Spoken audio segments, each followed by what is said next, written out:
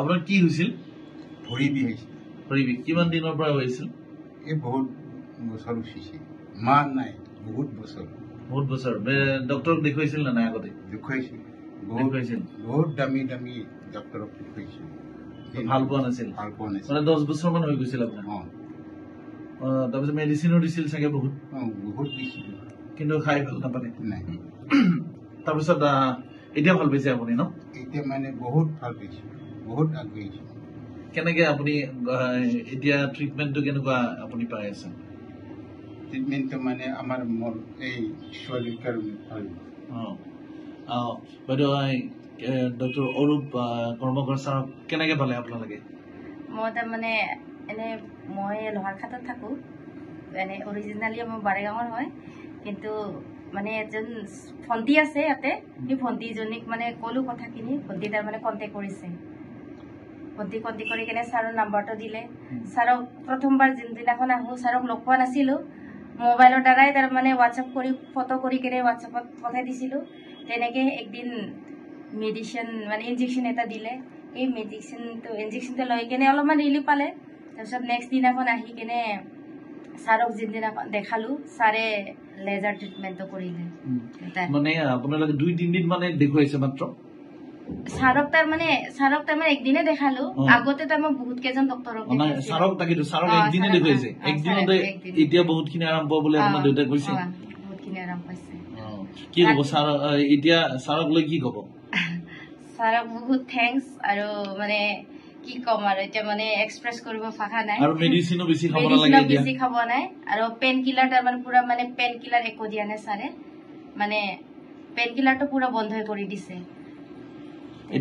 এতিয়া আৰাম পাই গৈছে? এতিয়া বহুত আৰাম পাইছে। ৰাতি শুব পৰা নাছিলে দেউতাই, ৰাতি মানে গোটেই ৰাতি মাও তাৰমানে বহুত কষ্ট পাইছে। আৰু ময়ো তাৰমানে দেউতাৰ লগত নাথাকো, মই বেলেগত থাকো, কিন্তু তাৰমানে মায়ে বহুত কষ্ট পাইছে দেউতাৰ লগত থাকি থাকি। কিন্তু এতিয়া মানে ভালকে তাৰমানে টোপনি মাৰিব পৰা হৈছে। আগতে তাৰমানে টোপনিও মাৰিব পৰা নাছিলে বিষৰ কাৰণে, এতিয়া বহুত আৰাম পাইছে। এনে টোপনি মাৰিব নোৱাৰাটো তাৰমানে 2 weeks মান টোপনি মাৰিব নোৱাৰিলে। ভৰিৰ প্ৰব্লেমটো মানে বহুত বছৰ বুলি ক'ব পাৰি।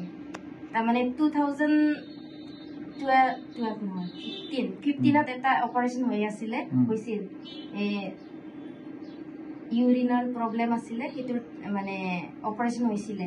সেই তেতিয়াৰ আগৰ পৰাই তাৰমানে মানে ভৰিত জিনজিনাটো আছিলে, ভৰিটো জিনজিনাই থাকে, মানে তলৰ ফালে নামি যায় আৰু উঠি আহে, তেনেকা হৈ আছিলে। তাৰপিছত বহুত তাৰমানে তেনেকা ডক্টৰ মানে পোৱা নাছিলো। ছাৰকতো একদিনে দেখালো, দেখুৱাৰ লগে লগে ছাৰে তাৰমানে লেজাৰ ট্ৰিটমেণ্টটো কৰি দিলে, কৰি কেনে মানে এতিয়া আৰু মানে নাই আৰু বিষটো। আপুনি এতিয়া আৰাম পাইছে? বহুত আৰাম পাইছে। ছাৰ আপোনাৰ আগতে তেওঁলোকে গোটেই কথাখিনি ক'লে, আপুনি কি ক'ব এতিয়া? আচলতে কি হয়, পেচেণ্টজনৰ বহুত বিষত আছিল, সেইটো হয়, তেওঁৰ ভেৰিকোজ ভেইনৰ প্ৰব্লেম আছিল।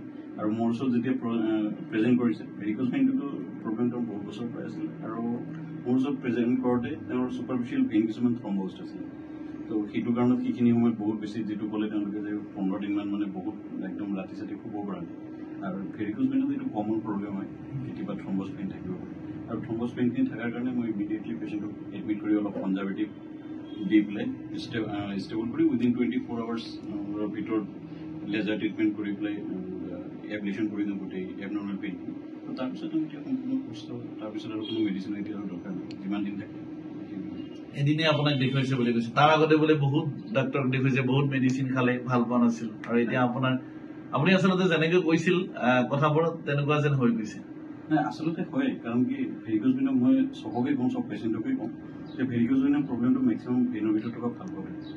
আৰু ভালভত যিহেতু এইটো ইনকম্পিটেঞ্চৰ কাৰণে ব্লাড চাৰ্কুলেশ্যনটো কমপ্লিট নহয়, ওপৰফালে যাব নোৱাৰে, আৰু সেইটো যিমানে মেডিচিন নাখাওক প্ৰব্লেমটো আপোনাৰ ভাল হৈ নাহে। ভালটো কেতিয়াও কিয়ৰ কৰিব নোৱাৰে বা ৰিপেয়াৰ কৰিব নোৱাৰে। সেইকাৰণে প্ৰব্লেমটো পেচেণ্টৰ মেডিচিন খালে হয়তো অলপমান সময় বা কেইদিনমান অলপমান উপশম পাই থাকে, কিন্তু প্ৰব্লেমটো ভিতৰতে বাঢ়ি গৈ থাকে, এই যিটো তেওঁৰ ক্ষেত্ৰতো হৈছিল। আৰু এতিয়া লেজাৰ কৰি দিয়াৰ পিছত যেতিয়া চাৰ্কুলেশ্যনটো কমপ্লিট হৈ গ'ল, তেওঁৰ এতিয়া কোনো প্ৰব্লেম নাই, আৰু প্ৰব্লেম নাই।